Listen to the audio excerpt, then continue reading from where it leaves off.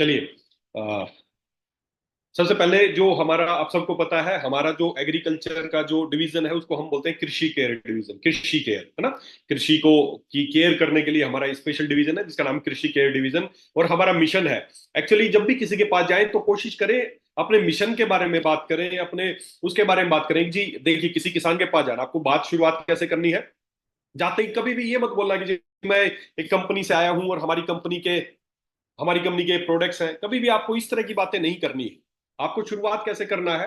शुरुआत ये करना है कि सर, मैं एक कंपनी को रिप्रेजेंट करता हूं, या मैं एक कंपनी का रिप्रेजेंटेटिव हूं जिसका नाम है Vedalex world class product private limited. ये सर जयपुर में हेड ऑफिस है और पैन इंडिया में हमारे खुद के स्टोर्स है। और हमारी जो कंपनी है सर, हमारी कंपनी हेल्थ और एग्रीकल्चर, अब जहां पे भी जिससे भी बात करने जाए ना तो कोशिश करे उस फील्ड की ही अहमता उसके दे। अब किसान के पास गए हैं तो एग्रीकल्चर पे फोकस करना है कि जी हम हेल्थ के भी प्रोडक्ट बनाते हैं और हमारा एग्रीकल्चर का भी काम है सर। और हमारा जो एग्रीकल्चर का, आप मान लेते हैं एक गांव में गए, वहां पे किसानों को इकट्ठा किया, तो आप वहां खड़े होकर बात कीजिए कि जी आप सबको पता है कि हमारे देश के लिए सबसे इंपॉर्टेंट चीज एग्रीकल्चर एग्रीकल्चर है, उसी पे जीवन यापन होता है। हमारे देश की मेन एग्रीकल्चर जो इंडस्ट्री है वही सबसे बड़ी इंडस्ट्री है और हमारी कंपनी उसी एग्रीकल्चर पे काम करती है। सर हमारे डिवीजन का नाम है कृषि केयर और हमारा मिशन है, हम एक मिशन लेके काम। जहां पे भी मिशन शब्द बताओगे ना तो लोगों को लगेगा कि यस ये कुछ बड़ा करने वाले हैं, इनका कुछ मिशन बना के काम कर रहे हैं, इनका कोई टारगेट है। तो किसानों को बोले सर हमारा मिशन है विश्व मुक्त खेती, अमृतदायी फसल और समृद्ध किसान, ये हमारा मिशन है। इस मिशन पे हम काम हमारी कंपनी काम करती है। और इसी मिशन के तहत मैं बात करने के लिए आज मैं आपके गांव में आया हूं, आपसे मिलने आया हूं, ताकि हम आपको भी बता सकें कि कैसे विश्व मुक्त खेती होगी। प्रोडक्ट बेचने की बात मत करना अभी। जाते ही प्रोडक्ट बेचने पे हम बात, बस शुरुआत ऐसे ही करते हैं कि जी हमारी कंपनी ये प्रोडक्ट बनाती है, बहुत अच्छा ना। कभी भी आप सेल्समैन की तरह मत रिप्रेजेंट कीजिए अपने आप को। You are not a salesman, you a businessman, है ना। हमें अपने मिशन और अपने प्रोडक्ट्स के बारे में बताना है। बेचने की तो अगर अगर आपको आपके बताने में अगर दम है, अगर आप प्रॉपर समझा पाए तो बेचना नहीं पड़ेगा आपको। तो आपकी शॉर्टेज हो जाएगी, लोग लोग इतना डिमांड करेंगे कि आप दे नहीं पाएंगे। हमें कभी भी कोशिश करना, जब भी किसी भी, चाहे वो हेल्थ से संबंधित हो चाहे एग्रीकल्चर, जब भी किसी के पास जाए तो डायरेक्ट प्रोडक्ट की बात ना करें। मैं हमेशा ये बोलता हूं, आज फिर बोल रहा हूं कि डायरेक्ट प्रोडक्ट पे चर्चा नहीं करनी है। पहले उसको थोड़ा सा उसका बेस, आपको बेस, ताकि वो प्रोडक्ट की डिमांड की बने। ऐसा नहीं जाते कि जी मेरा ये है, मेरा ये आता है, ये ले लो ना। कभी भी नहीं। You are not a salesman, you a businessman. तो हमारा मिशन है विश्व मुक्त खेती, याद होना चाहिए आपको। हमारा मिशन है जी विश्व मुक्त खेती, अमृतदायी फसल और समृद्ध किसान, ये हमारा मिशन है। हमारी कंपनी इस मिशन पे काम करती है और हम एग्रीकल्चर को एक मॉडर्न रूप में, एग्रीकल्चर में कुछ मॉडर्न चीजें लेके आए हैं जो मैं आज आपके सामने बताने आया हूं या बताने आई। अब वो बोलेंगे ठीक है जी बताइए आपका क्या मिशन है और आप इस पे कैसे काम करना चाहते हो, तब अब उस पे आगे हम बढ़ेंगे। अब उसके बारे में हम बताएंगे। ये बातें मैं आपको बता रहा हूँ, ये किसानों को बताने की बातें नहीं है, मैं ये आपको बता रहा हूँ ये बातें। शुरू में किसान को तो बस हमें अपनी कंपनी के बारे में और अपने मिशन के बारे में बताना है। मैं आपको बता रहा हूँ कि जैसे बहुत सारी इंडस्ट्री है, जैसे ऑटो इंडस्ट्री है, टेक्सटाइल इंडस्ट्री है, रियल एस्टेट इंडस्ट्री है, आईटी इंडस्ट्री है, एफएमसीजी इंडस्ट्री, टूरिज्म इंडस्ट्री, बहुत सारी इंडस्ट्री है काम करने के लिए। लेकिन ये सारी इंडस्ट्री आपकी इनकम पे डिपेंड करती है। लेकिन जो एग्रीकल्चर इंडस्ट्री है ये आपकी बेसिक नीड है। बाकी सब इंडस्ट्री आपके आपकी इनकम पे, कि आपको अच्छा इनकम हुआ तो आप गाड़ी खरीद देंगे, आप अच्छे अच्छे प्रोडक्ट्स खरीदेंगे, आप रियल एस्टेट में जाएंगे, कुछ भी करेंगे। वो लोग, वो जो इंडस्ट्री है वो डिपेंड करते हैं इंसान की इनकम के ऊपर। लेकिन एग्रीकल्चर इंडस्ट्री के ऊपर हम डिपेंड है, ये हमारी बेसिक नीड है। अगर एग्रीकल्चर इंडस्ट्री नहीं होगी तो हम जिंदा ही नहीं रह सकते। क्यों नहीं रह सकते? क्योंकि एग्रीकल्चर इंडस्ट्री से ही हमें क्या मिलता है?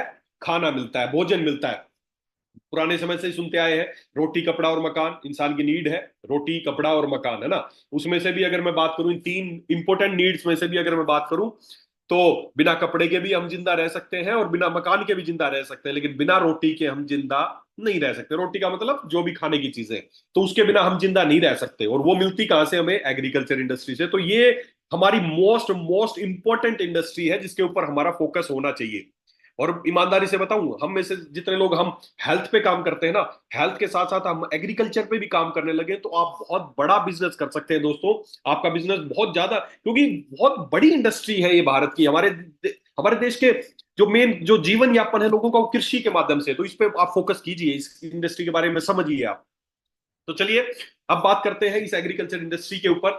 देखिए हो क्या रहा है एग्रीकल्चर इंडस्ट्री की अगर मैं बात करूं तो, अब देखो, अगर मैं एक एग्जांपल से आपको समझाऊं, 1970 की अगर मैं बात करूं तो 1970 में हमारी देश की जनसंख्या थी 53 करोड़, 53 CR। समझना मेरी बात जो मैं आपको समझाना चाह रहा हूं। 1970 में जनसंख्या थी 53 CR, 2023 में होगी 142 करोड़।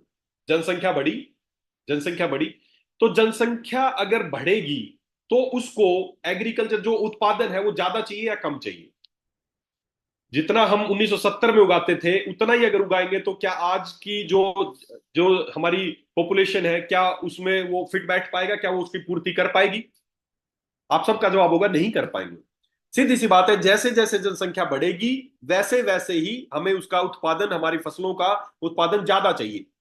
अब हो क्या रहा है, अब भारत की जो बाउंड्रीज थी वो 1970 में भी इतनी थी और 2023 में भी उतनी। ऐसा नहीं है कि 1970 में भारत इतना छोटा सा था और अब भारत फैल गया, भारत ने आसपास के देश भी अंदर ले लिए क्यों? क्योंकि जनसंख्या बढ़ गई, ज्यादा जमीन चाहिए। ऐसा तो नहीं हुआ। अब अब जनसंख्या बढ़ी, समझना, जनसंख्या 53 करोड़ से 142 करोड़ पहुंच गई और जमीन उतनी है। अब जमीन उतनी है तो जो जनसंख्या बढ़ रही है वो रहेगी कहां पर? उसके मकान कहां पे बनेंगे? ऑफिसेज कहां पे बनेंगे? तो सीधी सी बात है, जैसे जैसे जनसंख्या बढ़ रही है एग्रीकल्चर जो ग्रोथ है वो बढ़नी चाहिए, जमीन बढ़नी चाहिए, लेकिन हो इसका उल्टा रहा है। जनसंख्या बढ़ रही है और जो एग्रीकल्चर करने की जो लैंड है वो घट रही है। बड़ा दुर्भाग्य की बात है। या तो जनसंख्या के अनुसार जमीन भी बढ़ती जाए। अब जिस ऑफिस में मैं बैठा हूं, हो सकता है आज से कुछ साल पहले यहाँ पर खेती होती होगी, यहाँ पे गेहूं का उत्पादन होता होगा, चावल उगते होंगे, कुछ भी उगता होगा। आप भी जहां पर आज आपके घर है, खेतों में घर बना रखे हैं लोगों ने, वहां पे पहले खेती होती थी। अब सोचो, खेत जमीन जहां एक तरफ बढ़नी चाहिए थी जनसंख्या के अनुसार घट रही है, तो डबल हो गया हमारे लिए काम कि जमीन, पॉपुलेशन बढ़ रही है और जमीन घट रही है। तो ये बड़ा संघर्ष का मामला हो गया कि अब हमें क्या करना पड़ेगा? कम जमीन में ही, कम जमीन में ही हमें ज्यादा पैदावार करनी पड़ेगी। ये जनसंख्या तो अभी ब्रेक लगा नहीं है, भारत उतना ही है, भारत की जमीनें भी उतनी ही है। ऐसा तो नहीं कि कुछ दिनों में हम चाइना को अपने अंदर मिला लेंगे, पाकिस्तान को मिला लेंगे, बांग्लादेश को मिला लेंगे और इन सारी श्रीलंका को भी अपने अंदर ले लेंगे। ये हमारी जनसंख्या बढ़ेगी, हमें जमीन ज्यादा चाहिए, नहीं, ऐसा नहीं है। अगर उनको अंदर मिला भी लिया तो उनके लोग भी आएंगे साथ में। खाली ऐसा तो नहीं जमीन जमीन हमें कोई दे देगा, नहीं देगा। तो हमारे पास जमीन उतनी ही है, लेकिन पॉपुलेशन बढ़ेगी तो उसके अकॉर्डिंग हमें उत्पादन बढ़ाना पड़ेगा। और उत्पादन बढ़ाने के लिए सबसे पहले हरित क्रांति आई, एक एक रिवोल्यूशन आया कि कैसे अब पॉपुलेशन के अकॉर्डिंग चीजों को, उत्पादन को बढ़ाया जाए। तो उसके लिए एक हरित क्रांति आई, 1968 में हरित क्रांति का पहली शुरुआत हुई। उसमें यह था कि कैसे उत्पादन को बढ़ाया जाए। तो उसमें तीन चीजें की गई, तीन चीजें इंप्लीमेंट की गई। पहली चीज, हाइब्रिड सीड किए गए। पहले नॉर्मल सीड्स आते थे, बीज ऐसे आते थे जिनसे फसल कम होती थी। तो पहला रिवोल्यूशन क्या किया गया, हाइब्रिड बीज लाए गए ताकि ज्यादा फसल हो। बहुत अच्छा काम हुआ। पहले जहां कुछ क्विंटल कुछ मन अनाज होता था, हाइब्रिड बीज आने के बाद बढ़ गया, अच्छी बात हो गई। दूसरा, सिंथेटिक फर्टिलाइजर्स लाए गए। पहले नॉर्मल अपना खाद वाद डालते थे गांव में जो होता था, उसके बाद सिंथेटिक फर्टिलाइजर्स लाए गए ताकि अच्छा पोषण मिल सके आपकी फसल को और फसल की बढ़ सके। ये भी रिवोल्यूशन हुआ। फिर पेस्टिसाइड लाए गए। पहले कीट पतंगे थे, कीड़े मकोड़े थे, या कोई भी बीमारी लगती थी फसल में तो फसल खराब हो जाती थी, तो उसके लिए कीटनाशक आए गए, बहुत स्ट्रॉन्ग कीटनाशक आए जिससे फसल खराब होने से बची और उत्पादन बढ़ा। तो ये तीन रिवोल्यूशन किए गए, हाइब्रिड बीज लाए गए, सिंथेटिक फर्टिलाइजर्स लाए गए और पेस्टिसाइड्स का इस्तेमाल बढ़ा, जिससे क्या हुआ, उत्पादन बढ़ने लगा।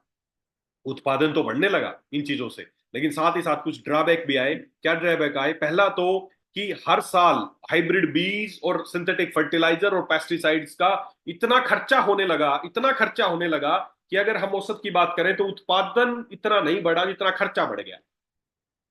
किसान फिर वही कर्ज में रह गया। उत्पादन तो बढ़ा लेकिन उसके मुकाबले खर्चा ज्यादा हो गया, बहुत ज्यादा। आज यूरिया इतना डाला है, अगले साल फिर और ज्यादा यूरिया डालेंगे, अगले साल इतने सारे पेस्टिसाइड डालेंगे, बहुत सारी चीजें डालेंगे। इसके मुकाबले उसका उत्पादन, जब पूरे साल उसने खर्चा किया और लास्ट में जब अपनी फसल बेची तो जो खर्चा किया था उससे भी कम फसल भी की, तो हो गया कर्जे में। तो ये किसानों की सबसे बड़ी समस्या है कि खर्चे ज्यादा हो रहे हैं, उत्पादन उतना नहीं हो रहा है। बहुत कीटनाशक का इस्तेमाल करना पड़ रहा है, बहुत रासायनिक खादों का इस्तेमाल करना पड़ रहा है, ऐसी बहुत सारी चीजों का इस्तेमाल करना पड़ रहा है। तो अब हमारा टारगेट क्या है? हमारा टारगेट एक ही है कि हमें जमीन कम है, उसमें उत्पादन बढ़ाना है और खर्चे भी कम करने हैं। भाई उत्पादन बढ़ाना कोई बड़ी बात नहीं, लेकिन साथ साथ खर्चे भी कम करने हैं कि कैसे किसान के खर्चे कम हो और पैदावार बढ़े। तो ये हमारा उद्देश्य है, इसी उद्देश्य पे हम काम करने वाले हैं और इसी उद्देश्य के अकॉर्डिंग हमने यहाँ पर प्रोडक्ट्स तैयार किए हैं। तो अब कैसे होगा ये पॉसिबल, कैसे होगा उस पर बात करते हैं। देखिए, बड़े ध्यान से समझने की चीजें हैं। देखो, पहली बात तो जो मैंने बताया कि कुछ ड्रॉबैक हुए, नए नए फर्टिलाइजर्स आए और कीटनाशक आए, हाइब्रिड बीज आए, तो एक तो किसान का खर्चा बढ़ गया। दूसरा, इन सब आने से बीमारियां बढ़ गई, बहुत तरह के कीटनाशक डलने लगे जिससे बीमारियां होने लगी। आपको पता है कितने पेस्टिसाइड इंड्यूस्ड डिजीज, बहुत बड़ी बीमारियां, कैंसर। पहले इतना नहीं होता था कैंसर, आज बहुत बड़ी बीमारी बन चुका है कैंसर। इतनी बड़ी बीमारी बन चुका है, मैं पहले भी एग्जांपल दिया था, आज फिर एग्जांपल दे रहा हूं कि हमारे जिस स्टेट में सबसे ज्यादा लोग पेस्टिसाइड इस्तेमाल कर रहे हैं, सबसे ज्यादा कीटनाशक इस्तेमाल कर रहे हैं, आप सबको पता होगा। जैसे फॉर एग्जांपल हरियाणा, अगर मैं भारत की बात करूं तो पंजाब में सबसे ज्यादा कीटनाशकों का इस्तेमाल किया जाता है, सबसे ज्यादा सिंथेटिक फर्टिलाइजर्स का इस्तेमाल किया जाता है। और इसी वजह से कैंसर के सबसे ज्यादा मामले पंजाब में पाए जाते हैं। डायरेक्ट लिंक है। जितना ज्यादा कीटनाशकों का, जितने ज्यादा केमिकल्स का इस्तेमाल फसल में होगा, सिर्फ इस बात है, जो आप डाल रहे हो फसल में वही तो आप खा रहे हो। आप डाल रहे हो तो गेहूं में जहर डाल रहे हो, फिर बोलते हो मेरे को कैंसर ना हो, मेरे को बीमारी ना हो, मेरे को बीपी ना हो, मेरे को शुगर ना हो। कैसे पॉसिबल है? ये सब इंड्यूस्ड है जो हम खा रहे हैं। जैसा हमारे आयुर्वेद में बताया गया ना, जैसा खाएंगे अन्न वैसा होगा मन, वैसा होगा तन। तो जो अन्न में डल रहेगा वैसा ही तो आपका मन होगा, वैसा ही आपका तन होगा। तो आप चाहो कि मैं फिट रहूं, लेकिन फसल में आप जहर डाल रहे हो, तो पॉसिबल नहीं है। इतनी गंभीर स्थिति बन गई है कि पंजाब से रोजाना एक रात को एक ट्रेन चलती है, रोजाना एक ट्रेन चलती है पंजाब से। और वो राजस्थान का एक बीकानेर का चैरिटेबल कैंसर हॉस्पिटल है, एक ट्रेन डेली चलती है, और उस ट्रेन का नाम है कैंसर ट्रेन। उसका नाम ही पड़ गया कैंसर ट्रेन। पूरी ट्रेन कैंसर के मरीजों की भर के आती है, पंजाब से लेके बीकानेर, रोजाना रात को 8 बजे के करीब उसका टाइम था पहले, अब मुझे पता नहीं क्या टाइम। आप गूगल पे सर्च करेंगे दिख जाएगा कैंसर ट्रेन। सोचो, डेली कैंसर से भर के, कैंसर के मरीजों से भर के एक ट्रेन आती है। अगर अभी भी नहीं संभले ना दोस्तों, हम सबको यही लगता है, किसी आपके पड़ोस में भी किसी को कैंसर हो गया ना, तो उसको देख लेंगे, आपका दिल दुखी होगा, कैंसर हो रहा, कितनी गंभीर बीमारी कैंसर। लेकिन हम आंख बंद कर लेते हैं, मुझे नहीं होगा। क्यों नहीं होगा? आपने ऐसा क्या प्रोटेक्शन कर रखा है कि आपको कैंसर नहीं होगा? आपके गांव में किसी को हो गया, आपके पड़ोस में किसी को हो गया, तो आपको क्यों नहीं होगा दोस्तों? अब आजकल तो बड़े दुर्भाग्य की बात, छोटे छोटे बच्चों को कैंसर होने लग गया है। 20-20, 25-25 साल के युवाओं को कैंसर होने लग गया है। मेरे पास पेशेंट आते हैं, मैं देखता हूँ बड़ा बड़ा। और कैंसर जिसको हो जाता है ना, आप उसको पता है उसका जीवन कैसा हो जाता है दोस्तों। तो ये सब नतीजा किसका है? जो हमने अपनी फसल में जो कीटनाशक डाले हैं, जो जो पेस्टिसाइड डाले हैं, उनका नतीजा है किस तरह की बीमारियां बढ़ने लगी। तो अब क्या ऐसा करें भाई? ऐसा कुछ उपाय क्या करें कि हमारी फसल भी अमृतदायी रहे? यही तो हमारा टारगेट था, हमारा मिशन क्या था? विषय मुक्त खेती, अमृतदायी फसल। अकेला ये नहीं था कि पैदावार बढ़ानी है, बढ़ाने के तो बहुत सारे तरीके हैं। साला डालो खूब सारा खाद, डालो उसमें बहुत सारा जहर, बढ़ जाएगी। अरे ऐसी फसल बढ़ा के क्या करोगे? हमारा टारगेट है विष मुक्त खेती, कि जहर भी ना डले। और फसल जब जहर नहीं डलेगा तो फसल कैसी होगी? अमृतदायी होगी। और तभी हमारा किसान भी समृद्ध होगा, और तभी हम स्वस्थ रहेंगे। हमारा किसान जिस दिन समृद्ध होना शुरू होगा ना, उसी दिन आप भी स्वस्थ रहना शुरू होंगे, बीमारियां बचेंगी। अभी हो क्या रहा है? सब सब मरे जा रहे हैं, केवल एक जो हॉस्पिटल्स है वो बढ़े जा रहे हैं। सारा पैसा पूरे कमाया, जिसने पूरे जीवन में देखा एक आदमी को, उसको उसके बेटे को कैंसर हो गया, तो सारी उम्र बेचारा किसान था, पूरी उम्र जो कमाया उसने सारा उसके कैंसर के इलाज में लग गया। पूरे साल की दिन रात की मेहनत, रात को खड़े हो के जो खेती में पानी देता था, वो सारा के वहां हॉस्पिटल में बिल भर रहा है। बहुत दुख की बात है। तो दोस्तों, हमें अब अगला हमारा मिशन कैसे पूरा होगा उस पर बात करते हैं। देखिए, आप प्रैक्टिकल सी बात है, ज्यादा दिमाग लगाने की जरूरत नहीं है, प्रैक्टिकल सी बात है। कोई भी फसल है आपकी, कोई भी फसल है, चाहे वो गेहूं की फसल हो, चाहे वो चावल की फसल हो, चाहे वो मक्का हो, चाहे वो कोई भी XYZ हो, इसके अलावा चाहे कोई सब्जी हो, चाहे वो टमाटर हो, चाहे वो आलू हो, चाहे वो गोभी हो, चाहे वो बैंगन हो, चाहे वो मिर्च हो, इसके अलावा फ्रूट्स हो, चाहे वो अनार हो, चाहे वो सेब हो, चाहे वो अमरूद हो, चाहे वो आंवला हो, कोई भी कोई भी पौधा, किसी भी चीज का पौधा, चाहे वो फसल का पौधा हो, चाहे वो खेती किसी सब्जी का पौधा हो, चाहे वो फल का पौधा हो, चाहे वो फूल का पौधा हो, किसी भी चीज का पौधा हो, उसको ग्रोथ करने के लिए क्या चाहिए? पोषण चाहिए, उसको खाना चाहिए। आपको और हमें भी ग्रोथ करने के लिए क्या चाहिए? पोषण चाहिए, खाना चाहिए। तभी हम ग्रोथ होंगे, तभी हमारे सारे फंक्शन दिखेंगे, तभी हम अच्छा सोच सकते हैं, तभी अच्छा बोल सकते हैं, तभी अच्छा खा सकते हैं, तभी अच्छा दौड़ सकते हैं। तो फसल के जो भी काम है, जो भी उस पौधे के गुण है, चाहे आपको अच्छा फ्रूट चाहिए, चाहे आपको अच्छी बाली चाहिए, चाहे आपको अच्छे फूल चाहिए, कुछ भी चाहिए, तो उसके लिए उसको पोषण चाहिए। अगर इस पोषण पे आपने फोकस कर दिया कि क्या पोषण चाहिए और वो मैं कैसे पूरा करूंगा, तो फसल अपने आप बढ़ जाएगी। कोई साइंस नहीं है ये, कोई जादू नहीं है। तो दोस्तों, बड़े ध्यान से समझने की कोशिश कीजिए, किसानों के पास जाइए, उनको बताइए ये बातें जाके। कोई भी पौधा है, उसको ग्रोथ करने के लिए क्या क्या चाहिए? पहली बात चाहिए उसको लाइट चाहिए, प्रकाश चाहिए। वो भगवान की दया से सूर्य भगवान हमारे पास है और वो प्रकाश सबको आसानी से मिल रहा है, प्रकाश आप दे सकते हैं। दूसरा, कार्बन डाइऑक्साइड चाहिए, वो भी भरपूर है एनवायरमेंट में, कार्बन डाइऑक्साइड की कोई कमी नहीं है। वाटर चाहिए, पानी चाहिए। उसके अलावा सॉइल स्ट्रक्चर, जमीन चाहिए, जमीन का स्ट्रक्चर चाहिए। एक तरफ ये चाहिए, दूसरी तरफ उसको क्या चाहिए? न्यूट्रिएंट्स चाहिए, पोषक तत्व चाहिए। और पोषक तत्व दो तरह के पोषक तत्व होते हैं, एक होता है मैक्रो न्यूट्रिएंट्स, एक होता है माइक्रो न्यूट्रिएंट्स। मैक्रो जो ज्यादा मात्रा में चाहिए उसको बोलते हैं मैक्रो न्यूट्रिएंट्स, और माइक्रो जो कम मात्रा में चाहिए लेकिन चाहिए जरूर। हमें भी, हमारे शरीर को भी वैसे स्वस्थ रहने के लिए हमें क्या चाहिए? मोटा मोटी बात करें तो हमें, आप बोलेंगे जी हमें कार्बोहाइड्रेट चाहिए, प्रोटीन चाहिए, फैट चाहिए, तीन तो है हमारे मैक्रो। उसके अलावा माइक्रो में हमें क्या चाहिए? हमें कैल्शियम भी चाहिए, हमें आयरन भी चाहिए, हमें मैग्नीज भी चाहिए, हमें जिंक भी चाहिए। ऐसी चीजें, हमें विटामिन B12 भी चाहिए, हमें विटामिन ए भी चाहिए। तो ये हमारे माइक्रो न्यूट्रिएंट्स हैं। आपके शरीर को जिंदा रहने के लिए मैक्रो न्यूट्रिएंट्स, और आपके शरीर को हेल्दी रखने के लिए, बीमारियों से बचने के लिए आपको माइक्रो न्यूट्रिएंट्स चाहिए। नहीं तो उनकी कमी से कोई कोई बीमारी होने लगेगी। विटामिन ए की कमी होने लगी तो आपको नाइट ब्लाइंडनेस जैसी बीमारी हो सकती है। विटामिन B12 की कमी से आपको, आपके मुंह में छाले बार बार होना और ये सब कुछ होना, आपकी गट गट हेल्थ खराब होना। विटामिन डी की कमी से आपकी हड्डियां कमजोर हो सकती है। कैल्शियम की कमी से आपकी हड्डियां बुरबुरी हो सकती हैं, बहुत सारी बीमारियां आपको हो सकती है। उसी तरह पौधे को ग्रोथ करने के लिए दो तरह के न्यूट्रिएंट्स चाहिए, macro nutrients and micro nutrients. Macro, macro जो ज्यादा मात्रा में चाहिए, मैक्रो में 6 है। मैक्रो में कितने न्यूट्रिएंट है? 6 है, लिख लो। बताओ किसानों को जाके कि मैक्रोन्यूट्रिएंट्स आपकी फसल को चाहिए, कोई भी फसल, सबकी बता रहा हूं, जनरली बता रहा हूं। तो मैक्रोन्यूट्रिएंट 6 है, कौन कौन से? नाइट्रोजन, फॉस्फोरस और पोटाश, सल्फर, मैग्नीज और कैल्शियम। ये 6 है माइक्रोन्यूट्रिएंट। मैक्रो, सॉरी, ज्यादा, जो ज्यादा मात्रा में चाहिए वो है मैक्रो। अभी मैं केवल स्क्रीन पे, मैं केवल मेरी पिक्च ये देख पा रहा हूँ, आप सब लोगों को ज्यादा नहीं देख पा रहा हूँ। कुछ कुछ लोग रैंडमली आ रहे हैं, तो मैं उम्मीद कर रहा हूँ कि आप चीजें, जो चीज आपको नोट करनी चाहिए वो आप नोट कर रहे होंगे, है ना? तो आप प्लीज जो जो इंपॉर्टेंट चीजें हैं वो नोट करते रहे साथ में। तो मैक्रोन्यूट्रिएंट जो बड़ी मात्रा में चाहिए वो मैक्रोन्यूट्रिएंट्स है, और जो थोड़ी मात्रा में चाहिए लेकिन चाहिए जरूर वो है माइक्रोन्यूट्रिएंट्स। तो मैक्रो, अब मैक्रो में 6 है, इन 6 को भी दो कैटेगरी में डिवाइड करेंगे, मैं बताऊंगा आगे। मैक्रो में है नाइट्रोजन, फिर से नाम बता रहा हूं, एनपीके। एक तो 3 है एनपीके, इसको शॉर्ट में लिख लो एनपीके। नाइट्रोजन, फास्फोरस और पोटाश को के लिखते हैं, के। तो एनपीके। फिर सल्फर चाहिए, मैग्नीशियम चाहिए और कैल्शियम चाहिए। SMG और सीए, ये चाहिए, एनपीके, SMG और सीए, ये 6 है। उसके बाद माइक्रो न्यूट्रिएंट्स में क्या क्या चाहिए? बोरोन चाहिए, कॉपर चाहिए, आयरन चाहिए, क्लोराइड चाहिए, मैग्नीज चाहिए, मोलिब्डेनम चाहिए और जिंक चाहिए। ये इंपॉर्टेंट लिए मैंने, कुछ एक दो और भी मिस हो रहे होंगे, पर ये जो इंपॉर्टेंट है वो मैंने सेलेक्ट किए। तो मैक्रोन्यूट्रिएंट्स, इनको और आगे डिफाइन करें हम। मैक्रोन्यूट्रिएंट्स की अगर मैं बात करूं, तो मैक्रो को भी दो दो टुकड़ों में तोड़ेंगे, प्राइमरी और सेकेंडरी। तीन ऐसे हैं जो बहुत ज्यादा प्राइमरी तुरंत चाहिए, सेकेंडरी चाहिए लेकिन वो मैक्रो ही है लेकिन वो सेकेंडरी हो गए। जैसे ये पूरे, इसमें आप ये जो स्लैब दिख रहा है इसमें आपको समझ में आ जाएगा। सबसे नीचे हमें क्या चाहिए था? कार्बन चाहिए था, कार्बन डाइऑक्साइड चाहिए था, हाइड्रोजन चाहिए थी, पानी चाहिए था, ऑक्सीजन चाहिए था, लाइट चाहिए थी। ये सब हमने पानी, हवा से मिल गया।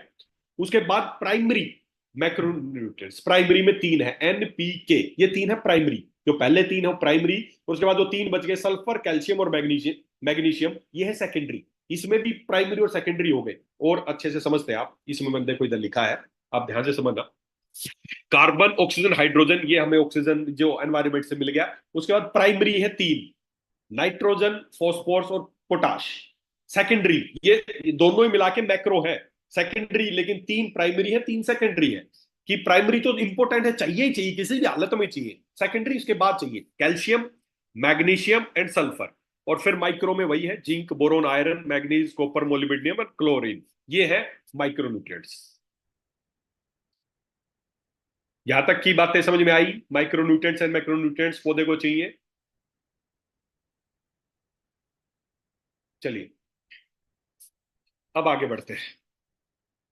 तो टोटल अगर मैं काउंट करूं तो 3 तो हमें एनवायरनमेंट से मिल रहे हैं, 1 2 3, कार्बन, ऑक्सीजन, हाइड्रोजन, ये एनवायरनमेंट से मिल गए। उसके बाद 3, 1 2 3 प्राइमरी है, 3 सेकेंडरी है मैक्रो में, तो 6 ये हो गए। और 7 हमें माइक्रोन्यूट्रिएंट, 6 7 13, 13 और 3 16, 16 तरह के जो खाना है वो पौधे को चाहिए। अगर ये 16 प्रकार का खाना उसको मिल गया तो उसकी ग्रोथ भी होगी, अच्छे फ्रूट्स लगेंगे, अच्छे बीज बनेंगे, अच्छे सब कुछ अच्छा होगा। बस ये है उसको जो बढ़ने के लिए, उसको बीमारी से बढ़ने के लिए ये 16 प्रकार का खाना चाहिए। इसमें पहले 3 प्रकार का एनवायरमेंट से मिल गया, आगे की जिम्मेदारी हमारी है कि अब ये खाना उसको कैसे पूरा किया जाए। अब कैसे पूरा करते हैं जनरली किसान इसको कैसे पूरा करते हैं, थोड़ा उसके बारे में बात करते हैं कि किसान इसको कैसे पूरा करते हैं। अब पहली बात प्राइमरी पे चलते हैं। प्राइमरी न्यूट्रिएंट जो पौधे को सबसे पहले चाहिए, ये 3 प्राइमरी है, ज्यादा मात्रा में चाहिए और सबसे पहले चाहिए, तो कौन से हैं? नाइट्रोजन, फॉस्फोरस और पोटास, NPK। अब इनको कैसे पूरा करते हैं? आप में से बहुत सारे किसान होंगे, आप में से बहुत सारे लोग खेती करते होंगे, तो आप ये तीनों कैसे पूरे करते हैं? नाइट्रोजन, फॉस्फोरस और पोटास, ये तीनों प्राइमरी फूड है, ये कैसे पूरा करते हैं? तो इनको पूरा करने के लिए कुछ चीजें इस्तेमाल की जाती हैं। कौन कौन सी चीजें इस्तेमाल की जाती हैं समझना। ये 6 तरह के मैक्रोन्यूट्रिएंट्स है, इसमें 3 प्राइमरी 3 सेकेंडरी। अब जैसे एनपीके का मैं बताता हूं, जो सबसे प्राइमरी फूड चाहिए। नाइट्रोजन के लिए क्या इस्तेमाल करते हैं? यूरिया। यूरिया, आपने देखा होगा मार्केट में यूरिया आता है। दूसरा उसके बाद फोस्फेट, उसके लिए सिंगल सुपर फोस्फेट, इसका भी बैग आता है, सिंगल सुपर फोस्फेट का बोलते हैं, कट्टा आता है पूरा 100 किलो का, वो करते हैं फोस्फेट के लिए, फोस्फोरस के लिए। और पोटास के लिए क्या करते हैं? म्यूरेट ऑफ पोटास, ये भी अलग से आता है, 100 100 किलो के इसके बैग आते हैं, कट्टे आते हैं, किसानों को पता होगा इनके बारे में। यूरिया के कट्टे आते हैं, उसके अलावा फोस्फोरस के लिए इसके सिंगल सुपर फोस्फेट के आते हैं, और पोटास के लिए म्यूरेट ऑफ पोटास का बैग आता है। अब समझना, ये लोग इस्तेमाल इनको बोलते हैं सिंथेटिक फर्टिलाइजर, रासायनिक खाद है ये एनपीके को पूरा करने के लिए। अब इसमें से मैं बात करूं, इनका एग्जांपल लें, जैसे यूरिया।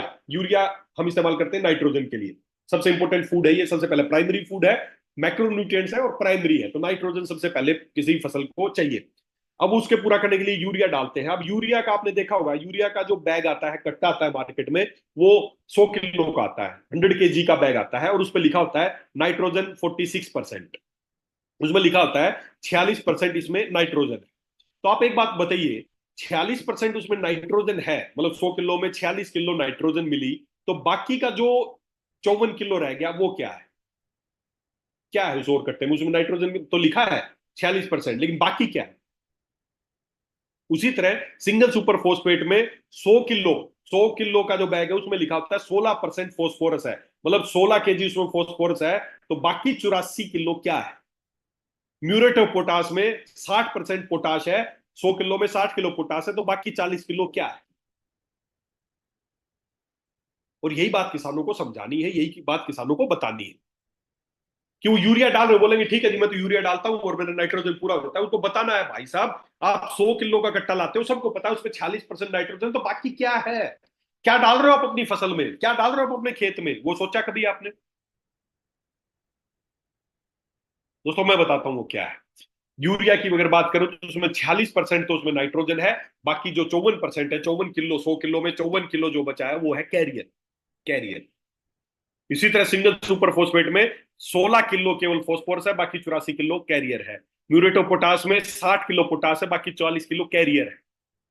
कैरियर है, कैरियर क्या होता है? किसी चीज को वहां तक ले जाने का जो माध्यम, उसको बोलते हैं कैरियर। जैसे मैं, ये पानी, मेरे पास पानी है, मेरे किचन में पानी था, उस पानी को यहां तक लाने का जो कैरियर है वो ये गिलास है ना, इस गिलास से भर के मैं यहां तक लेके आया, पानी मेरे तक पहुंच गया, ये कैरियर है। कैरियर होता है एक चीज को दूसरी जगह लाने का जो कैरियर बना, वो है जैसे, जैसे मैं घर से यहाँ ऑफिस तक आता हूं, तो मेरा कैरियर क्या है? मेरी कार है। मैं यहां से बिहार मीटिंग देने जाता हूँ, झारखंड मीटिंग देने जाता हूँ, तो मेरा कैरियर क्या है? एरोप्लेन से जाता हूँ, ट्रेन से जाता हूँ, किसी से वो मेरा कैरियर है। तो जो एक जगह से दूसरी जगह है, अब आपके खेत तक नाइट्रोजन को पहुंचाने का जो कैरियर है, उस बैग में 46 किलो तो नाइट्रोजन है और बाकी 54 किलो कैरियर है, कैरियर। अब आप सोच के देखो, अब क्या हो, अगर क्या हो, अगर मैं मान लो ऑफिस में आया, यहाँ ऑफिस में पूरा स्टाफ है, सब लोग हैं यहाँ पर, मैं मेरी गाड़ी से आता हूँ, कोई स्टाफ है वो गाड़ी से आ रहा है, कोई स्टाफ बाइक से आ रहा है, कोई किसी बस से आ रहा है, कोई किसी चीज से आ रहा है। अगर मैं क्या करूं, मेरा एक केबिन है अभी, मैं यहाँ बैठा हूं, मैं क्या करूं, मेरा जो कैरियर है, अब मैंने क्या किया, मैं ऑफिस आया तो मैंने मेरे कैरियर बाहर छोड़ दिया और मैं ऑफिस में अंदर आ गया। अगर क्या हो, मैं अपना कैरियर भी अंदर ही ले आऊं तो मेरे केबिन में, और जितना भी स्टाफ है वो सब अपना अपना कैरियर, जो उनका कैरियर है, जिस चीज पे वो आए हैं, वो सब अपने अपने केबिन में ऑफिस में घुसा दे, तो क्या होगा? आप समझ सकते हो ऑफिस की क्या हालत होगी? सब तहस नहस हो जाएगा, सब भर जाएगा, सब कबाड़ हो जाएगा, सब टूट फूट जाएगा। क्यों हो जाएगा? क्योंकि हमारा जो कैरियर था, कैरियर का काम इतना ही है कि वो खेत से बाहर तक आए ऑफिस से बाहर तक आए और मैं अंदर आ जाऊं। अब हम अगर कैरियर को भी साथ साथ, अगर मैं मीटिंग देने जाऊं और मैं ट्रेन से जाऊं और मैं ट्रेन वाले को बोलूं भाई साहब हॉल के अंदर घुसा दे पूरा, मेरे को तो अंदर तक जाना कैरियर लेके, तो उस हॉल मीटिंग हॉल का क्या हालत होगा, सोचो आप। आप अपने घर में अपने गाड़ी से जाते हैं, अपनी गाड़ी को अपने बेडरूम में घुसा दें तो क्या हाल होगा आपके आपके बेडरूम का, बस खराब हो जाएगा, तहस नहस हो जाएगा। आपका यही जवाब होगा। और यही हो रहा है आज, हमारे खेतों की यही हालत हो रही है। आज हम अपने खेत में यूरिया डालते हैं तो नाइट्रोजन मिल जाती है 46%, लेकिन 54 किलो जो कैरियर है वो भी वहीं पर डैम्प हो रहा है, जिसका कोई काम नहीं है, बस उसका यही काम था नाइट्रोजन को वहां तक लाना। और दोस्तों इसी का नतीजा है कि जो चीजें एनपीके तो हमें मिल रहा है इन चीजों से, लेकिन उसके साथ जो कैरियर है ना, कैरियर वो हम अपने खेतों में डंप करते जा रहे हैं। और साल दर साल होता जा रहा है, इस साल भी डाला, उस साल भी डाला, हर साल, इस साल यूरिया डाला, अगले साल एक कट्टा डाला था, 2 साल डालने पड़, अगली बार 2 कट्टे डाल देगा, अगले बार 2.5 कट्टे जाएंगे। और ऐसा करते करते करते करते हो क्या रहा है, हमारी जो जमीन है ना, जमीन, उसकी हालत खराब होती जा रही है। नॉर्मली हमारी जमीन का स्ट्रक्चर क्या होना चाहिए, मिनरल पार्टिकल 45% होने चाहिए, हवा के लिए 25% स्पेस होना चाहिए, 25% बाकी गैस और वाटर होनी चाहिए, और बाकी 5% में ऑर्गेनिज्म और जो ऑर्गेनिक मैटर है, जड़ें हैं, वो सब ये होना चाहिए। ये एक सोइल का स्ट्रक्चर है, ऐसा सोइल का स्ट्रक्चर होना चाहिए। लेकिन अब हो क्या रहा है, हर साल हम उसमें इतना कैरियर डंप कर रहे हैं, इतना कैरियर डंप कर रहे हैं कि हमारी जो जो जमीन है ना, हमारी जमीन, वो इसकी बजाय हमारे जमीन का स्ट्रक्चर कैसा हो गया है, ये हमारी जमीन का स्ट्रक्चर हो गया है। 75% उसमें मिनरल पार्टिकल डिपॉजिट हो गए हैं, बाकी 25% गैस वाटर बचा है, बाकी सब चीजें, हवा का जो स्पेस था, जो भी चीजें थी, वो सब डिस्ट्रॉय हो गई। सब चीजें घट गई है। क्यों घट गई है, क्योंकि हर साल वहां पर जो फालतू के जो कैरियर्स है वो वहां पर डंप होते जा रहे हैं। और इसी की वजह से कि हमारी जो जमीन है उसकी हालत ये हो गई, जमीन बंजर बनती जा रही है। पौधों को न्यूट्रिशन तो दे रहे हो, वो ले लेते हैं जितनी नाइट्रोजन चाहिए, लेकिन जमीन को बदले में आप बंजर बनाते जा रहे हो। पहले जिस जमीन में बहुत अच्छी खेती होती थी, सॉफ्ट थी, आज वही जमीन धीरे धीरे बंजर होती जा रही है। कारण कि अवेयरनेस नहीं है, किसानों को बताया नहीं जाता कि वो ये जो यूरिया डाल रहे हैं, इस यूरिया से उनके खेतों में नाइट्रोजन के साथ साथ कितनी अलग चीजें, कितनी तरह का कैरियर वो अपनी फसल में डंप कर रहे हैं, अपनी जमीन में डंप कर रहे हैं। तो ये आज हमारे जमीन का स्ट्रक्चर हो गया है। आप ये जो, और जो मिनरल पार्टिकल एयर स्पेस था वो घटता जा रहा है, सारी जमीन सॉलिड होती जा रही है, जमीन बंजर होती जा रही है। आप अपने दादा परदादा से खुद पूछना कि पहले जमीन जो है बड़ी भुरभुरी होती थी, और अब समय के साथ साथ उसी जमीन को देखोगे तो बड़ी स्ट्रोंग होती जा रही है, हार्ड होती जा रही है। अब जिसकी वजह से क्या होगा, जमीन बंजर होती जाएगी, हर साल पैदावार के लिए और ज्यादा रासायनिक खाद डालने पड़ेंगे, और ज्यादा डालने पड़ेंगे, और होगा क्या, पैदावार थोड़ी थोड़ी हो सकता है बढ़े, लेकिन खर्चे ज्यादा बढ़ जाएंगे, और किसान कभी भी समृद्ध नहीं होगा। तो दोस्तों, अगर आप चाहते हैं आपकी कोई भी फसल की ग्रोथ हो, तो हमें क्या चाहिए, हमें उसको खाना देना है। कौन सा खाना देना है, मैक्रोन्यूट्रिएंट्स देने हैं और माइक्रोन्यूट्रिएंट्स देने हैं। मैक्रोन्यूट्रिएंट्स में प्राइमरी कौन से हैं, एनपीके, फिर उसके बाद कैल्शियम, सल्फर और मैग्नीज, ये पूरे करने हैं, 6 तरह के पहले पूरा करना है, फिर माइक्रोन्यूट्रिएंट्स पूरा करना है। अगर ये आप कर दें तो आपकी फसल में ग्रोथ होगी, 100% होगी। लेकिन साथ में कैरियर नहीं होने चाहिए, तो उसके लिए हमने एक सोल्यूशन किया है दोस्तों। अभी आप देखें, अगर जमीन को अगर काट के नीचे तक की लेयर देखेंगे तो पूरी किस तरह की हार्ड जमीन होती जा रही है। ये नतीजा है। अगर सोचो, इस तरह की जमीन जब होगी तो क्या उसमें पैदावार बढ़ेगी या घटेगी? आप सबका जवाब एक ही होगा कि सर इसमें तो पैदावार घटेगी। क्यों? क्योंकि जमीन में जब इतनी ज्यादा कॉम्पैक्ट होती जाएगी तो उसमें जड़ें नहीं चलेंगी, उसमें प्रॉपर एरिएशन नहीं होगा, उसमें प्रॉपर पानी नहीं जाएगा, तो फसल कैसे बढ़ेगी? और जब फसल कम होगी, उत्पादन कम होगा, तो हर साल वो पैदावार कम होगी, और किसान और ज्यादा खर्चे करता चला जाएगा, और ज्यादा खर्चे करता चला जाएगा। तो दोस्तों, हमें क्या करना है, अब मेन टारगेट हमारा यही है। Plants can grow in soil और सोइललेस मीडियम। जरूरी नहीं कि पौधे को ग्रो करने के लिए जमीन ही चाहिए, जमीन और जमीन के बिना भी पौधे तैयार। आज इजराइल एक छोटा सा कंट्री है, छोटा सा, लेकिन खेती की ऐसी ऐसी टेक्निक उसने डेवलप कर दी है जो हमारा देश उसके नजदीक भी नहीं है। टेक्निक्स वो क्या करते हैं, पौधों को न्यूट्रिशन देते हैं। जरूर उनके पास जमीन नहीं, छोटा सा कंट्री है, लेकिन उसने आयाम स्थापित कर दिए हैं आज एग्रीकल्चर में। पूरे वर्ल्ड से बड़े बड़े वैज्ञानिक, सभी देशों से लोग जाके वहां कृषि की टेक्निक सीखने आते हैं। तो जमीन और जमीन के बिना सोइल लेस भी फसल की जा सकती है। इजराइल करता है, हवा में खेती करता है, वो कर सकते हो। क्यों? क्योंकि पौधे को जमीन किस लिए चाहिए, न्यूट्रिशन के लिए। अगर आप न्यूट्रिशन पूरा कर दे, उसको खाना चाहिए, कैसे भी उसको खाना मिलना चाहिए। तो 16 प्रकार का जो खाना है जैसे हमने बात की, वो उसको चाहिए। माइक्रो एंड माइक्रो, और साथ में जो कार्बन हाइड्रोजन ऑक्सीजन ये एनवायरनमेंट से मिल जाएंगे, बाकी उसको मैक्रो और माइक्रो न्यूट्रिएंट्स चाहिए। और उसको कैसे पूरा करेंगे, उसको पूरा करने के लिए दोस्तों हमने दो शानदार प्रोडक्ट तैयार किए हैं, बहुत बेहतरीन प्रोडक्ट तैयार किए हैं। वैसे प्रोडक्ट्स हैं जिसमें पौधे को न्यूट्रिशन तो है, लेकिन साथ में आपको कैरियर नहीं लेना पड़ेगा, 100 किलो के कट्टे नहीं डालने पड़ेंगे। उनको हमने छोटे फॉर्म में बनाया है ताकि जो एक्टिव चीजें हैं बस वही आपको मिले। और उसमें आपको पता है कि हमारा जो सबसे फेवरेट प्रोडक्ट है वो है एग्रोलैक्स ग्रोथ प्रमोटर। जी हाँ, ये एक लिक्विड लिक्विड ग्रोथ प्रमोटर है। इसके अंदर पौधे के मिलने वाले नाइट्रोजन, फॉस्फोर, पोटास जैसे जो इंपॉर्टेंट मैक्रोन्यूट्रिएंट्स है वो इसमें पाए जाते हैं। उन सबको मिला के हमने एक शानदार प्रोडक्ट तैयार किया है जिसका नाम है एग्रोलैक्स ग्रोथ प्रमोटर। छोटा सा है, अब तो इसकी तीनों पैकिंग है, 100 ml भी आ चुका है, 500 ml भी आ चुका है, और 1 लीटर में भी है। जैसा जिसकी जमीन है उसके अनुसार इसको दिया जा सकता है। जिसके पास कम जमीन है उसको छोटी पैकिंग दे सकते हो, बड़ी पैकिंग दे सकते हो। बड़ी थोड़ी इकोनॉमिक पड़ती है, तो डिपेंड करता है कि किसान किस कैटेगरी का है। लेकिन दोस्तों ये है छोटी सी चीज, लेकिन बड़े बड़े कट्टों की बराबरी करता है। मैं पहले भी कई बार एग्जांपल दे चुका हूं, फिर एग्जांपल देता हूं कि पुराने समय में आपने देखा होगा, पुरानी लड़ाइयां देखी होंगी। पुरानी जब भी लड़ाइयां दिखाते थे ना, उसमें क्या करते थे, एक बड़ा सा गोला, तोप का गोला लेते थे। उसमें बड़ी सी तोप के ऊपर कई सैनिक उठा के लेके जाते थे, तोप के गोले को रखते थे, राग लगाते थे, वो गोला जाता था, गिरता था, जैसे गिरता था 100-200 लोगों को मार देता था। इतना बड़ा गोला था, उठाने में कई सैनिक लगते थे, और मारता कितने लोगों को था, 100-200 लोगों को मारता था। आज क्या हो रहा है, आज पता है कैसे कैसे बम है। अगर मैं इसकी बात, परमाणु बम की बात करूं तो कुछ 200-250 ग्राम का बम है केवल। लेकिन अगर डाल दिया ना तो पता नहीं करोड़ों लोगं को मर जाए, लेके मार देगा। और वजन कितना है, केवल 250 ग्राम। टेक्नोलॉजी है, साइंस है ये। अब बड़े बड़े वो 100-100 यूरिया कट्टे डालना, ये डालना, और फायदा थोड़ा सा। वही काम हो रहा है हमारे साथ, वही हमारे पुराने ट्रेडिशन पे हम चलते जा रहे हैं। ये बहुत ही कंसेंट्रेटेड फॉर्म में है। तो एक तो प्रोडक्ट हमारा है एग्रोलैक्स ग्रोथ प्रमोटर, और दूसरा जो और भी बेहतरीन प्रोडक्ट है जो आपके फसल में न्यूट्रिशन पूरा करता है वो है ऑर्गेनिक एग्रो पावर। केवल 250 ग्राम का पैकेट है ये, 250 ग्राम का पैकेट 1 एकड़ जमीन के लिए सफिशिएंट है। इसमें वो सारे न्यूट्रिएंट्स जो भी आपकी फसल को चाहिए, वो सारे न्यूट्रिएंट्स इन दोनों से आपको पूरे हो सकते हैं, मैक्रो एंड माइक्रो। तो दोस्तों जैसे ही फसल को न्यूट्रिशन मिलेगा, ग्रोथ होगी ही होगी, इसमें कुछ सोचने की बात नहीं है। आपके बच्चे को अच्छा न्यूट्रिशन मिलेगा, आपके बच्चे को आयरन कैल्शियम अच्छा मिलेगा, आपके बच्चे को प्रोटीन अच्छा मिलेगा, आपके बच्चे को जो भी पोर्शन है अगर अच्छा मिलेगा तो उसकी ग्रोथ होगी होगी, कोई नहीं रोक सकता। उसी तरह जिस भी फसल में, चाहे वो गेहूं की फसल हो, चाहे चावल की फसल हो, चाहे कोई भी अनाज की कोई भी फसल हो, दालें हो, इसके अलावा चाहे सब्जियां हो, चाहे फ्रूट्स हो, कोई भी किसी तरह की फसल हो, अगर उसके पौधे को न्यूट्रिशन मिलेगा तो 100% ग्रोथ होगी ही होगी।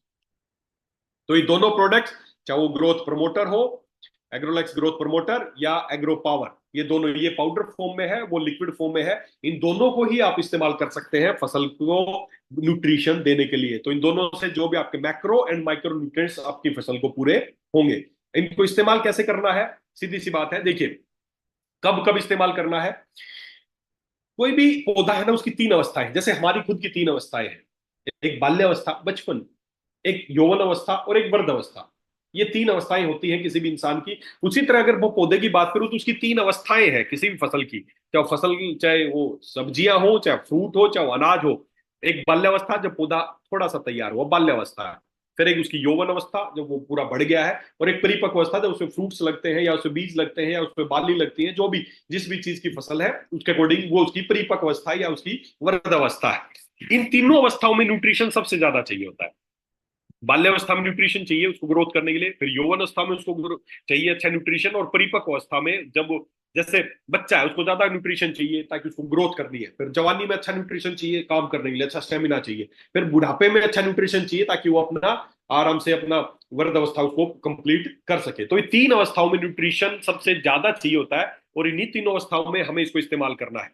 आपको करना क्या है, ये इसके फायदे हैं जो जो मैंने बताया वो मैंने आपको बता ही दिया। पौधों में संतुलित वृद्धि करता है, अन्न तत्वों को बढ़ाता है, जड़ों को मजबूत करेगा, शाखाएं बढ़ेंगी, जो भी अगर उसको पोषण मिलेगा तो उसके सारे जो भी उसके बेनिफिट है। जैसे बच्चे को मैं बात करूं, अगर बच्चे को न्यूट्रिशन मिलेगा तो उसकी आंखें अच्छी होंगी, उसकी याददाश्त अच्छी होगी, उसकी बोलने की शक्ति ज्यादा होगी, उसके दौड़ने की शक्ति अच्छी होगी, ये सब कुछ जो भी। तो उसी तरह फसल के उसमें फलों की संतुलित वृद्धि होगी, ज्यादा मादा फूल ज्यादा बनेंगे ताकि ज्यादा ज्यादा फ्रूट बन सके, फल जल्दी और प्राकृतिक रूप से पकेंगे।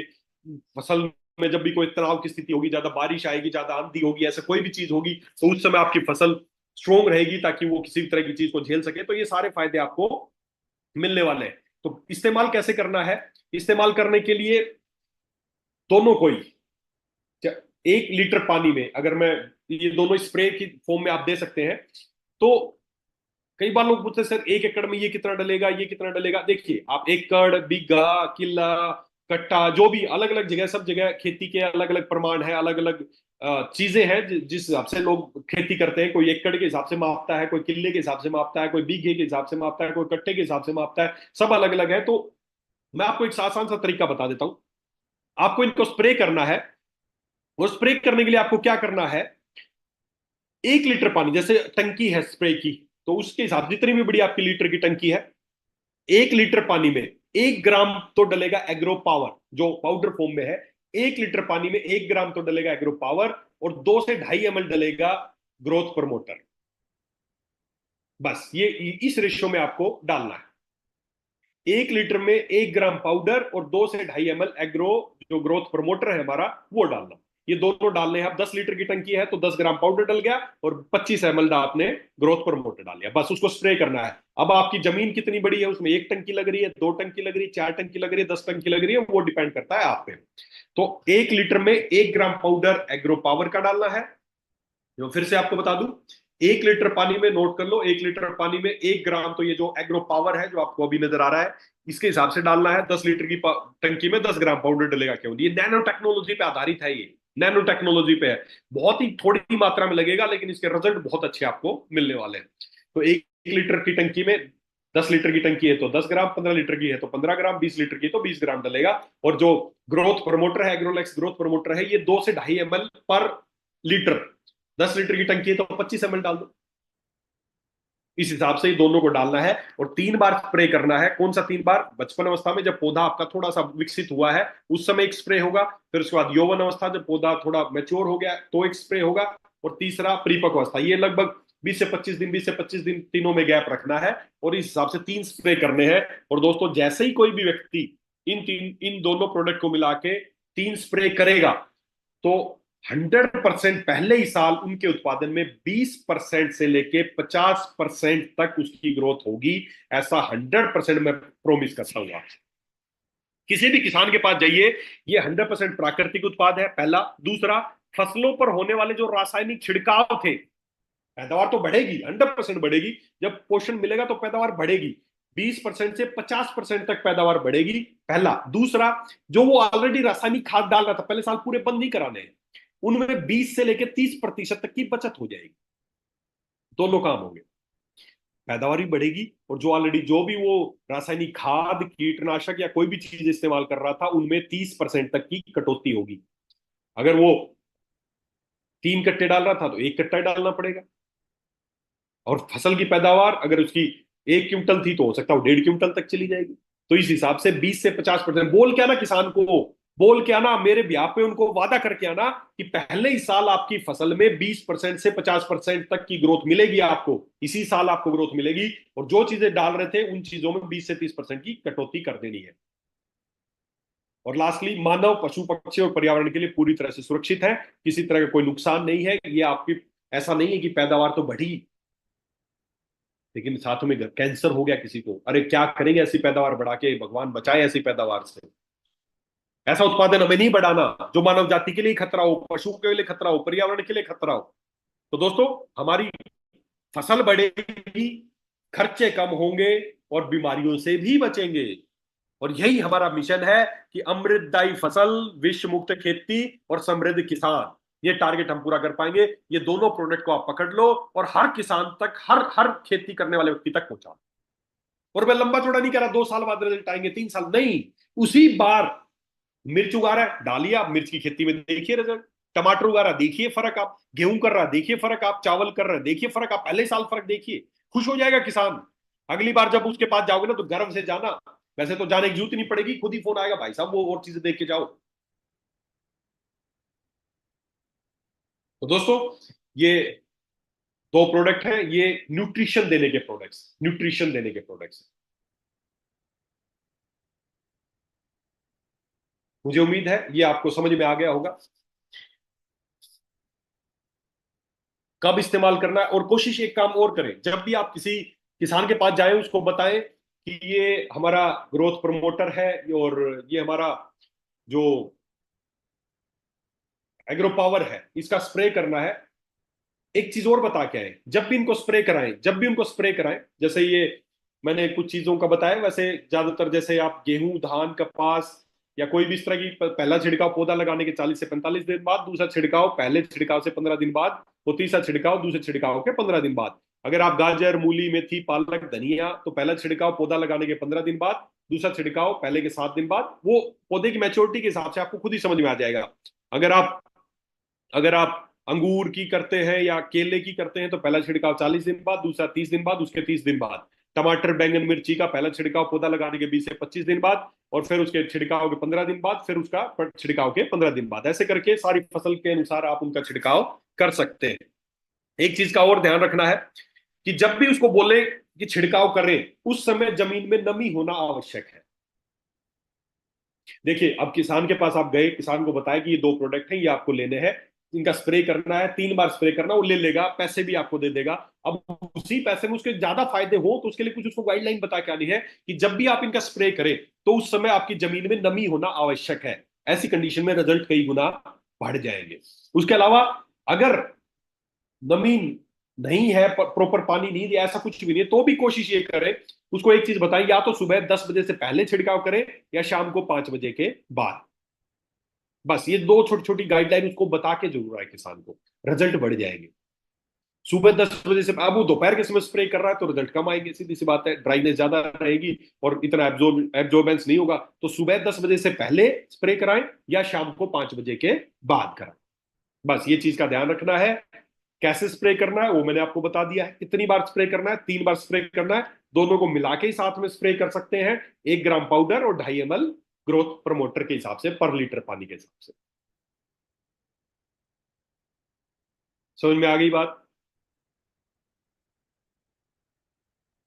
चलिए, बहुत सारे लोगों का मैं देख पा रहा हूँ स्क्रीन पे, काफी सारे लोग।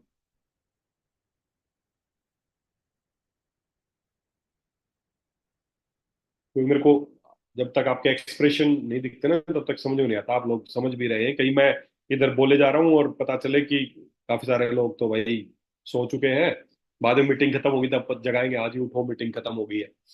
तो दोस्तों, ये चीजें नोट कीजिए, किसान को जाके बतानी है। ऐसा करने से काम नहीं चलेगा, बहुत अच्छा है जी, बहुत अच्छा, ग्रोथ बढ़ा, क्यों बढ़ा देगा? सीधी सी बात है, इसमें न्यूट्रिशन है, जो पौधे को मैक्रोन्यूट्रिएंट्स और माइक्रोन्यूट्रिएंट्स चाहिए वो इसमें मौजूद है। दोस्तों, जो ये आज का जो सेशन है, एग्रीकल्चर का मीटिंग का जो सेशन है, ये कल भी रहेगा। कल शाम को दोबारा से 6 बजे फिर मीटिंग रहेगी। और मैं चाहूं तो मैं एक दिन में ही मैं आपको सारे एग्रीकल्चर के प्रोडक्ट्स के बारे में बता सकता हूं, लेकिन मैं चाह रहा हूं कि आप हम इसको टुकड़ों में करें, ताकि एक दिन में सारी बात बताऊंगा तो कंफ्यूज हो जाओगे, ये क्या करेगा, इसके क्या फायदे हैं, इसके क्या फायदे हैं, तो आप थोड़ा सा कंफ्यूजन आपको होगा। तो आज केवल इन्हीं दो प्रोडक्ट्स के ऊपर बात करेंगे कि ये दो प्रोडक्ट्स हैं, इन दोनों प्रोडक्ट्स का काम है न्यूट्रिशन का। कई लोग बोलते हैं, सर कीटनाशक नहीं है क्या हमारे पास? कीटनाशक है ना, बहुत सारे किसानों के पास जाओगे, किसान भी आपको बोलेंगे सर कीटनाशक नहीं है क्या? देखिए, जब आप इस न्यूट्रिशन वाले प्रोडक्ट्स को इस्तेमाल करेंगे, वो चाहे वो अपना ग्रोथ प्रमोटर है, चाहे वो एग्रो पावर है। अब जब होता क्या है, जब किसी कोई व्यक्ति है, चाहे मैं अपने आप से एग्जांपल लूं, कि मैं जब मान लेते हैं मेरा न्यूट्रिशन अच्छा है, मैं अच्छा तंदुरुस्त हूं, मेरी इम्यूनिटी बहुत अच्छी है, तो चांसेस है कि मुझे बीमारी कम लगेगी। दूसरी तरफ एक इंसान है जो प्रॉपर खाना नहीं खाता है, उसको प्रॉपर न्यूट्रिशन नहीं मिलता है, तो आप खुद बताएं, बीमारी लगने के चांसेस मुझे ज्यादा है या दूसरे को ज्यादा है? सीधी सी बात है, दूसरे को ज्यादा है, क्योंकि उसको न्यूट्रिशन नहीं मिल रहा है। तो दवाइयों की जरूरत ज्यादा किसको पड़ेगी, मुझे या उसको? बीमार होने के बाद जो दवाइयां लेते हैं, वो दवाइयां की जरूरत उसको ज्यादा पड़ेगी या मुझे? सीधी सी बात, उसको ज्यादा पड़ेगी। क्यों? क्योंकि उसके अंदर पोषण कम है। तो आप किसान को आश्वस्त कीजिए कि जब भी आप ये हमारे जो ग्रोथ प्रमोटर और एग्रोलेक्स जो पावर है, ग्रोथ पावर है, एग्रो पावर है, जब आप इसको इस्तेमाल करेंगे ना, तो ऑटोमेटिक ही आपको कीटनाशकों की जरूरत कम पड़ेगी। क्यों? क्योंकि आपकी जो फसल है, जो पौधे हैं, वो स्ट्रोंग होंगे। वो स्ट्रोंग होंगे, और जैसे ही वो स्ट्रोंग होंगे, जैसे ही वो स्ट्रोंग होंगे, तो आपकी जो जो कीटनाशकों का जो आपको इस्तेमाल करना पड़ रहा था, वो कीटनाशकों का इस्तेमाल अब आपको कम करना पड़ेगा। क्योंकि आपका पौधा स्ट्रोंग है, उसको प्रॉपर न्यूट्रिशन मिल रहा है, उसके पत्ते स्ट्रोंग है, जल्दी उनको कोई बीमार नहीं कर पाएगा, जल्दी कोई कीड़ा नहीं लग पाएगा, जल्दी किसी फसल का जो तेज आंधी, तेज बारिश, ऐसी किसी चीज का उस पर दुष्प्रभाव नहीं होगा।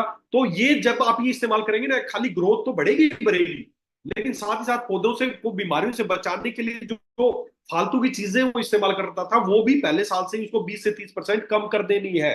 ऑटोमेटिक ही फसल उसको, जैसे कोई फंगल इन्फेक्शन लगता है, कोई बैक्टीरियल इन्फेक्शन होता है, कोई मतलब ब्लैक फंगस एक जो लगती है पौधों पे, वो लगती है, या कोई भी पत्ती मरोड़, या ऐसी कोई भी बहुत सारी बीमारियां जो पौधों पे लगती है, ऑटोमेटिकली मैंने हजारों हजारों किसानों पे ट्राई किया है कि जब उनको ये दोनों प्रोडक्ट वो इस्तेमाल करने लगते हैं, तो उनको ऑटोमेटिकली फसल में बीमारियां लगनी कम हो जाती हैं। तो कीटनाशकों की अभी आपको ज्यादा आवश्यकता नहीं है। ऑटोमेटिक ही हम कोशिश करते हैं कि कम से कम कीटनाशकों का इस्तेमाल हो, जहरीली चीजों का कम से कम इस्तेमाल हो। तो ये दोनों प्रोडक्ट्स आपको किसानों को जाके बताने हैं कि ये कैसे काम करेंगे, क्यों काम करेंगे, क्योंकि ये आपकी फसल का खाना है, जो 16 प्रकार का उसको खाना चाहिए, ये उसको पूरा करें। अभी किसान कैसे पूरा कर रहे हैं और अब कैसे पूरा करेंगे, बस आपको ये डिफरेंस बताना है, जिससे हमारा किसान के खर्चे कम होंगे, पैदावार बढ़ेगी, और साथ ही साथ बीमारियां भी बचेंगी।